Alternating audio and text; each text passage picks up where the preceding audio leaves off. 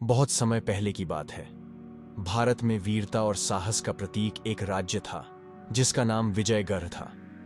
इस राज्य का राजा महाबली था, जो न केवल एक साहसी योद्धा था बल्कि न्यायप्रिय और दयालु भी था। राज्य की सीमा पर दुश्मनों की हमेशा निगाहें रहतीं, लेकिन महाबली के पराक्रम के आगे कोई भी राज्य विजयगढ़ पर आक्रमण करने की हिम्मत नहीं करता था। इस राज्य में एक ऐसा वीर योद्धा भी था जिसका नाम था वीरवर। वीरवर अपनी बहादुरी के लिए पूरे राज्य में मशहूर था। उसकी तलवार चलाने की कला, घोड़े की गति और उसके साहसी निर्णयों ने उसे एक महान योद्धा बना दिया था। वह किसी भी खतरे से नहीं डरता था और अपने राजा और राज्य के प्रति अपनी निष्ठा के लिए प्रसिद्ध था। वीरवर का जन्म एक साधारण परिवार में हुआ था।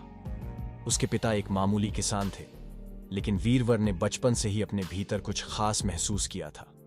वह अक्सर जंगल में जाकर अभ्यास करता, पेड़ों पर तलवार चलाने की कला का अभ्यास करता और अपने दोस्तों के साथ युद्ध का खेल खेलता। उसके दोस्तों ने भी उसके इस अद्भुत साहस और हिम्मत को देखकर उसकी प्रशंसा करना शुरू कर दिया। समय के साथ वीरवर बड़ा हुआ और उसकी बहादुरी की कहानियां पूरे गांव में फैल गईं। एक दिन महाबली राजा के दरबार में सैनिकों की भर्ती हो रही थी। वीरवर ने भी अपने भाग्य को आजमाने का निश्चय किया और वह दरबार में पहुंच गया।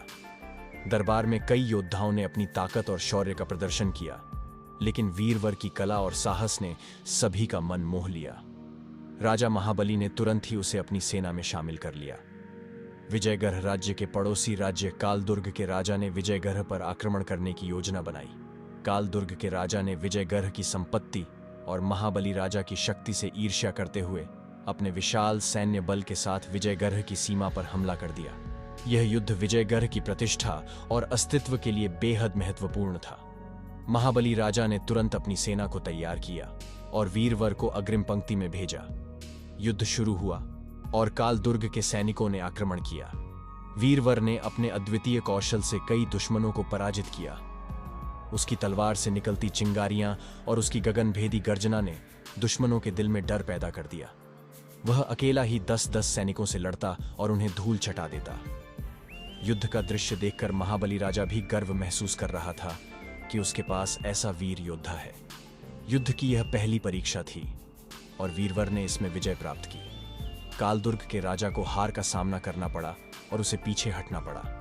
विजयगढ़ की जनता ने वीरवर की वीरता का स्वागत किया और सभी ने उसकी बहादुरी की कहानियां गाने लगे।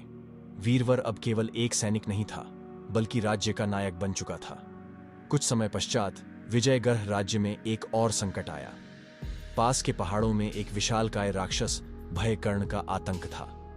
भयकर्ण इतना शक्तिशाली था कि उसके सामने किसी भी योद्धा की हिम्मत टूट जाती। उसने कई गांवों को उजाड़ दिया था और लोगों को खौफ में डाल दिया था। राजा महाबली ने कई योद्धाओं को भेजा, लेकिन कोई भी उसे मार नहीं सका। तब राजा ने वीरवर को बुलाया और उसे इस चुनौती को स्वीकार करने का आदेश दिया। वीरवर ने बिना कोई संकोच किए राजा की आज्ञा स्वीकार कर ली। उसने अपनी तलवार उठाई और अकेले ही भयकर्ण का सामना करने के लिए निकल पड़ा। जब वीरवर पहाड़ों में पहुंचा तो उसे भयकर्ण का भयानक अड्डा दिखाई दिया। वहां का माहौल डरावना और सन्नाटा भरा था। वीरवर ने अपनी तलवार को कसकर पकड़ लिया और साहस के साथ आगे बढ़ा। अचानक एक गगनचुंबी आकार का राक्षस उसके सामने आ खड़ा हुआ। उसकी आवाज से धरती तक कांपने लगी, लेकिन वीरवर के चेहरे पर कोई भय नहीं था। उसने राक्षस से कहा, तेरा आतंक अब समाप्त होगा, क्योंकि मैं तुझे समाप्त करने आया हूं। यह सुनकर भयकर्ण ने जोरदार अट्टहास किया और अपनी शक्ति का प्रदर्शन करने लगा। दोनों के बीच भयानक युद्ध छिड़ गया। वीरवर अपनी तलवार से राक्षस के हमलों को रोकते हुए आगे बढ़ता गया। उसके पास साहस, चतुराई और अद्वितीय शक्ति थी और उसने राक्षस को कमजोर करना शुरू कर दिया। आखिरकार वीरवर ने अपनी तलवार से भयकर्ण को मार गिराया। पूरे राज्य में वीरवर के साहस की गाथा गाई जाने लगी। विजयगढ़ की जनता ने उसे नया नाम दिया, वीरवर, महान रक्षक। वीरवर की विरासत भयकर्ण को मारने के बाद वीरवर ने राज्य की कई और चुनौतियों का सामना किया और हर बार विजय हासिल की। उसकी बहादुरी की कहानियां बच्चों को सिखाई जाती और उसका नाम हर घर में लिया जाता। वीरवर ने जीवन भर अपने राज्य और राजा के प्रति निष्ठा रखी। वह जनता के बीच उनकी रक्षा के लिए हमेशा खड़ा रहा और अपने अदम्य साहस और पराक्रम से विजयगढ़ राज्य का नाम रोशन किया। इस तरह वीरवर की वीरता की गाथा इतिहास के पन्नों में अमर हो गई। विजयगढ़ के लोग उसकी कहानियां सुनते और हर साल वीरता दिवस पर वीरवर को याद करते। उसकी यह विरासत पीढ़ियों तक चलती रही और वीरवर का नाम सदा के लिए अमर हो गया।